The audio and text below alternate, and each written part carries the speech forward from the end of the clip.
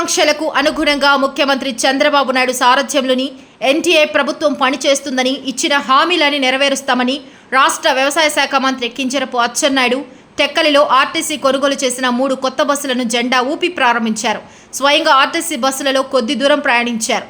ఈ సందర్భంగా ఆయన మాట్లాడుతూ కర్ణాటక, తెలంగాణలో మహిళలకు ఉచిత బస్సు ప్రయాణంపై రాష్ట్ర బృందం అధ్యయనం చేసిందని, త్వరలోనే రాష్ట్రంలో మహిళలకు ఉచిత బస్సు ప్రయాణ సౌకర్యాలు కల్పిస్తామని చెప్పారు. గత ప్రభుత్వం 13 లక్షల కోట్ల అప్పులు చేసిందని, ప్రస్తుతం ఆదాయం కనిపించే పరిస్థితి లేదని, అయినా ఇచ్చిన మాట తప్పకుండా హామీలను అమలు చేస్తామని, ఇప్పటికే పెన్షన్ల పెంపు, అన్నా క్యాంటీన్లు ప్రారంభం జరిగాయన్నారు. జిల్లాలో బదిలీలు పారదర్శకం జరుగుతాయని, దళారులను ఎవరూ ఆశ్రయించవద్దని, అందరికీ న్యాయం చేస్తామని స్పష్టం చేశారు.